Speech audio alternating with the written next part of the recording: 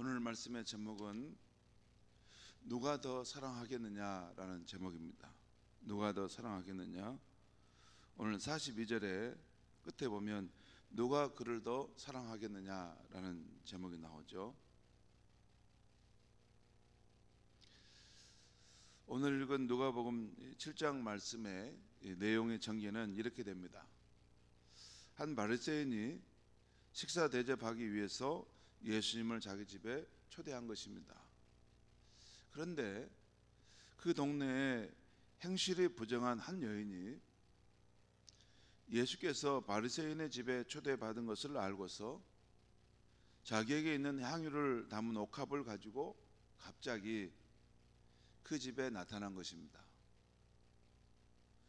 그 다음 행동은 오늘 38절에 나와 있습니다. 38절을 제가 한번 읽으며 설명하겠습니다.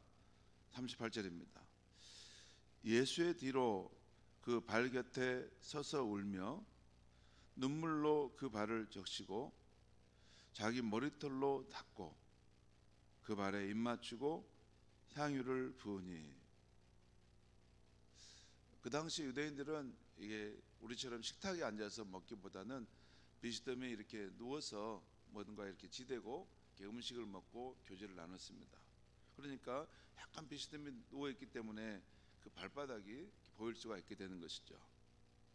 그런데 한 여인이 예수님의 그 뒤편으로 가더니 그 발 곁에 서서 막 우는 겁니다. 얼마나 우는지 눈물이 우수석 쏟아졌는가 봐요. 그 눈물로 그 발을 적셨다는 거예요. 그리고 자기 머리털로 그 발을 닦았다는 거예요. 그 눈물로 물을 삼고 자기 머리털로 그 예수님의 가장 밑바닥인 그 발을 씻고 닦았다는 거죠. 그리고 그 발에 입 맞추고 향유를 부었다.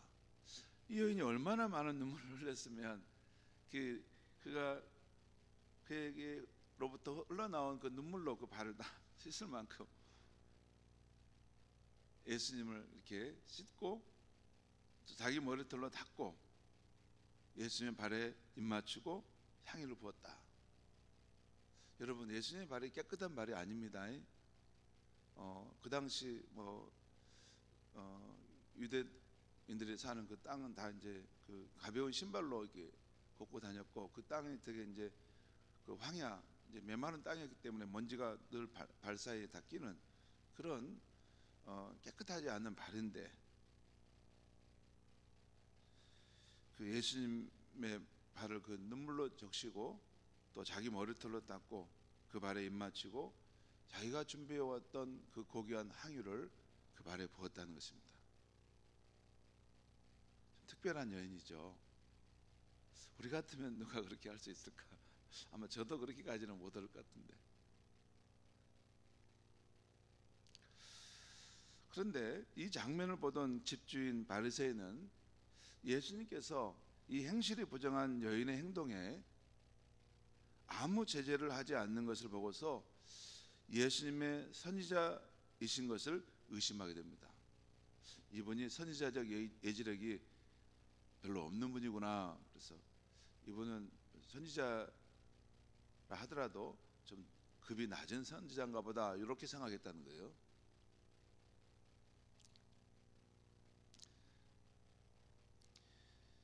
이때 예수님께서 이 바리새인의 생각을 하셨습니다.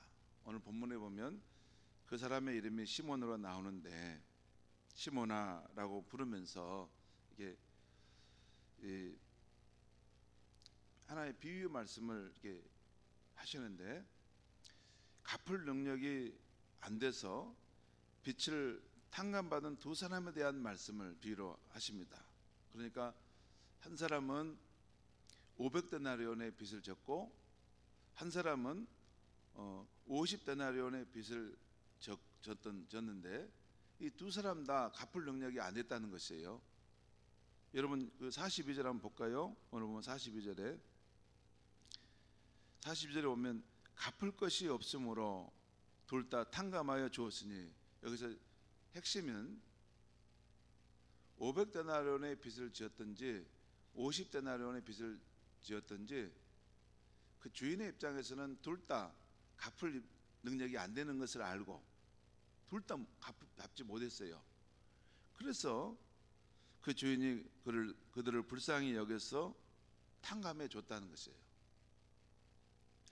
여러분, 그 500데나리온은 얼마 정도 되냐면요, 그 1데나리온이 노동자가 하루 일한 그 싹입니다. 그러면 우리가 노동자가 한 10만 원 하루에 받는다고 할 수 있겠죠. 그럼 500데나리온이 얼마예요? 5천만 원입니다. 그리고 50데나리온은 얼마예요? 500만 원입니다. 그러니까 한 사람은 5천만 원, 한 사람은 500만 원. 아무튼 둘 다 갚을 능력이 없어서 주인이 탕감해 줬다는 거예요. 그러면서 예수님이 물었습니다. 그 시몬에게 누가 더 탕감해 준 분에게 감사하고 고마워하겠느냐라고 물었어요. 여러분, 질문은 쉽죠? 그래서 바리새인 시몬은 많이 탕감받은 자가 더 감사하겠습니다, 더 사랑하겠습니다라고 답했던 것이죠. 우리 예수님께서 그래, 내 판단이 옳다라고 말씀하시면서 이제 예수님은 이 비유를 해석하고 적용해 주십니다. 그 내용이 오늘 44절 47절에 나오는데요, 또 제가 읽으면서 잠시 설명해 드리겠습니다. 44절부터 47절입니다. 제가 읽겠습니다. 그 여자를 돌아보시며 시몬에게 이르시되, 지금 그 여자에 대한 것을 지금 포커스를 맞춰서 말씀하고 있는 거예요.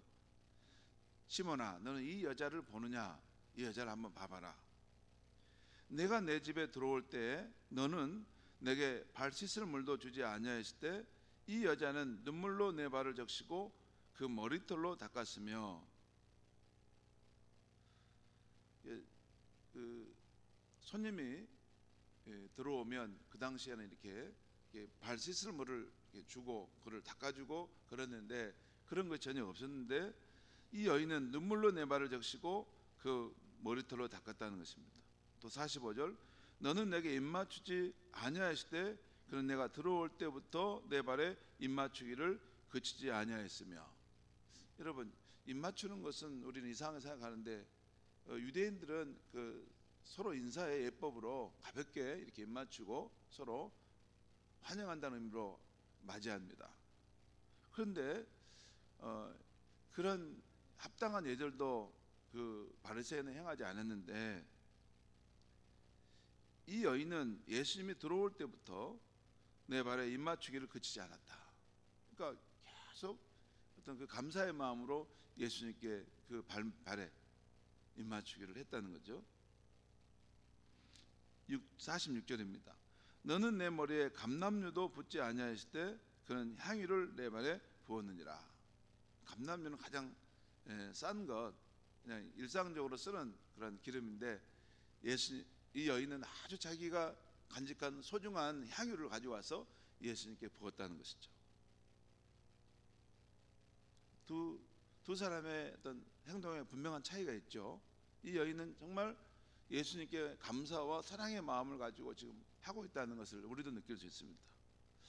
47절에 예수님이 적용하십니다. 이러므로, 앞에 지금 설명한 후에 그 적용하는데, 이러므로 내가 너에게 말하노니 그 여인의 많은 죄가 사하여 졌도다. 이는 그의 사랑함이 많음이라. 사함을 받은 일이 적은 자는 적게 사랑하느니라.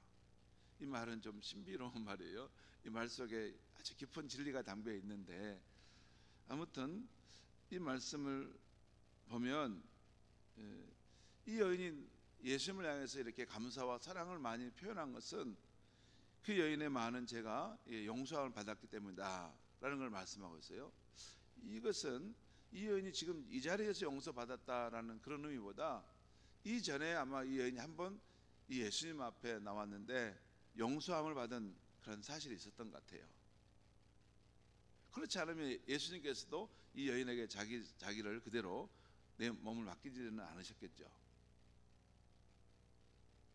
아무튼 이 여인이 용서함을 받은 그런 감격이 크기 때문에 이 여인이 지금 나를 많이 사랑하고 있는구나라는 말씀한 것입니다. 그러면서 죄 용서함을 받은 일이 적은 자는 적게 사랑하느니라라는 말씀하셨어요. 이 말씀은 이게 일차적으로 그 말씀만 생각하면 맞죠? 그러겠죠. 탕감 받은 것도 별로 없고 죄 용서함도 별로 받은 것이 없다고 생각하는 사람은 예수님께 뭐 빚진 것도 없는데 뭐 예수님 앞에 막 이 여인처럼 이렇게까지 할 필요를, 참 너무 과하다, 사람이 좀 이상하네, 이렇게 한번 봤을 겁니다. 성도 여러분, 오늘 말씀을 우리는 어떻게 이해하고 우리 삶에 적용해야 할까요? 먼저 모든 인간은 예수님 앞에 똑같은 죄인입니다. 500데나리온 빚진 자나 50데나리온 빚진 자나 모두 다 갚을 능력이 없는 것은 마찬가지입니다. 즉 우리가 지은 죄에 대한 해결책이 우리 안에는 없다는 것입니다. 또한 예수님 앞에 죄 지은 사람의 처지는 다 같습니다. 예수님이 베푸시는 희생적 은혜가 아니면 죄 용서함을 받을 수 없는 것입니다. 둘 다 갚을 능력이 없고 둘 다 예수님의 그 고귀한 희생적인 은혜가 아니고는 죄 용서함을 받을 수 없는 처지에 존재하는 것입니다. 그런데도 탕감받은 두 사람의 감사와 사랑에 이 차이가 나타나는 이유는 무엇인가? 신기하죠? 왜 그럴까? 똑같이 그렇게 용서함을 받았고 똑같이 그렇게 은혜를 입었는데 왜 사람마다 차이가 나는가? 어떤 사람은 더 감사해야 하고 어떤 사람은 예수님의 그 은혜에 감사해 더 사랑하려고 하는가? 그 이유는 각 당사자에게 발생한다는 것입니다. 자신이 용서받은 죄의 무게를 무겁게 느끼는 사람은 더 감사하고 더 사랑하게 됩니다. 바로 이 여인처럼 이 여인은 자신의 죄의 무게를 더 크게 느꼈기에 용서의 기쁨과 감격이 그만큼 더 컸습니다. 하지만 평소에 자신은 꽤 의롭다 여기고 이 여인과는 자신은 차별된 존재라고 여겼던 이 바리새인은 자신의 죄의 무게를 가볍게 여겼던 것입니다.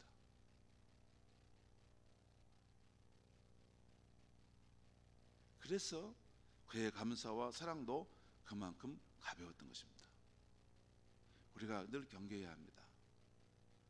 예수를 믿은 지 세월이 오래가 지나면 자꾸 마음이 둔해져 가지고 나는 꽤 괜찮은 의인이고 나는 예수님의 십자가 보혈이 이제 의지하지 않아도 나는 꽤 나름대로 인정받는 사람이 아니야, 이렇게 생각할 수 있는데 이런 마음은 변질돼 가는 마음입니다.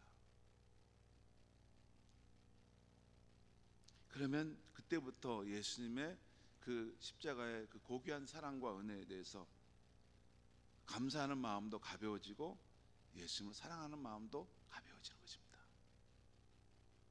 한마디로 우리 주님의 죄 용서함의 은혜와 사랑은 죄인들에게 동일하게 베풀어지는 그 희생적 은혜이지만 그 은혜의 깊이는 깨닫는 죄인마다 다 다른 것이고 그 감사와 그 사랑, 그 헌신도 다른 것입니다. 여러분 이 말씀 이해 가세요? 하나님의 죄인을 용서하시는 사랑, 예수님이 죄인을 위해 십자가에서 자신을 희생하신 사랑은 동일하게 내게도 주어지고 여러분에게도 주어졌습니다.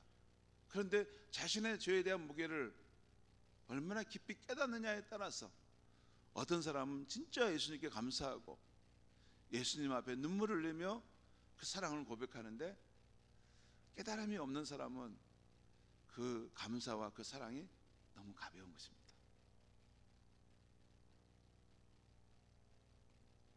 성도 여러분, 여러분과 저는 우리 주 예수님의 희생적이고 고귀한 십자가의 사랑을 받아서 구원함을 받게 된 것입니다. 하나님 자녀됨의 영광을 누리고 있는 것입니다. 또한 성령의 은혜 가운데 살고 있는 것입니다. 우리의 진실한 믿음의 뿌리는 이 용서받은 감격, 이 사랑이어야 하는 것입니다. 이것 때문에 하나님을 찬양하고 이것 때문에 주님을 위해 봉사하고 이것 때문에 복음을 전하고 이것 때문에 세월이 지날수록 주님을 더욱더 사랑하고자 하는 것입니다. 그 용서받음에 대한 감격과 그 주님을 향한 사랑의 마음, 이것이 세월이 지날수록 더 그 사랑이 깊어져 간다 하는 것입니다. 성도 여러분, 오늘도 주님을 향한 그 고마움과 그 사랑 가운데서 우리 주님과 잠잠히 동행하시는 복된 날이 될 수 있기를 바랍니다.